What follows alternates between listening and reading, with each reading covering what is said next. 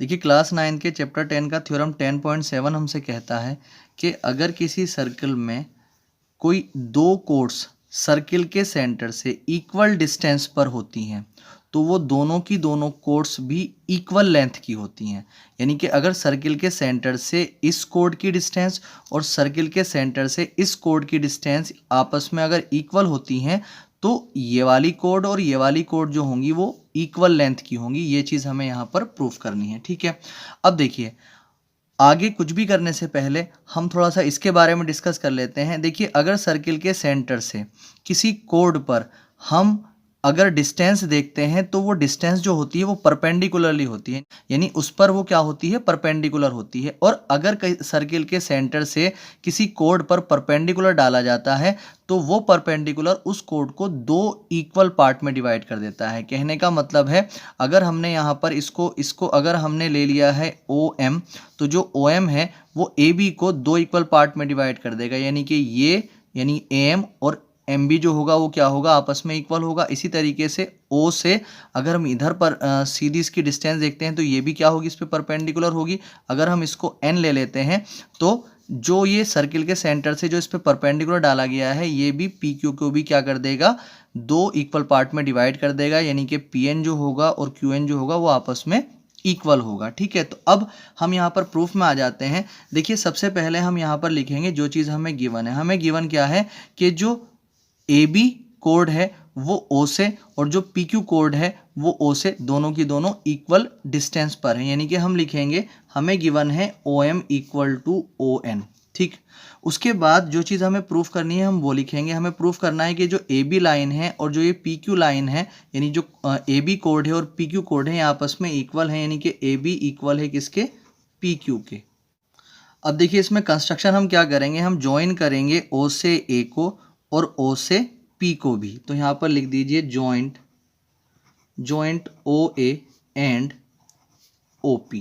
ठीक, अब हम इसके प्रूफ में आते हैं। हमें ये मालूम है कि OM जो है वो AB पर परपेंडिकुलर है, तो जो OM है वो क्या है, वो परपेंडिकुलर है किस पर, AB पर। एंड ON जो है वो क्या है, परपेंडिकुलर है किस पर, PQ पर। ठीक, अब आपको बताया गया है कि अगर OM जो है वो AB पर परपेंडिकुलर है तो इसको दो इक्वल पार्ट में डिवाइड कर रही है। तो अगर मैं यहाँ पर लिखना चाहूँ कि जो AM होगी वो AB की आधी होगी तो हम यहाँ पर लिख सकते हैं AM equal to half AB, equation first. और इसी तरीके से अगर हम लिखना चाहें जो PN है, PN किसके इक्वल होगी, PN हाफ PQ के इक्वल होगी।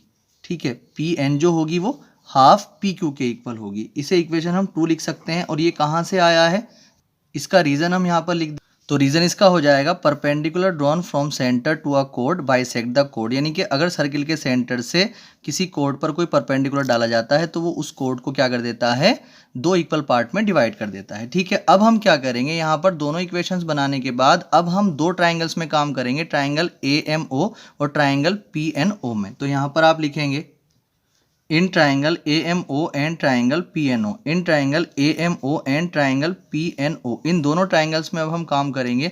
तो अगर हम देखते हैं AMO की जो OA लाइन है, जो OA लाइन है वो PNO की OP के इक्वल है।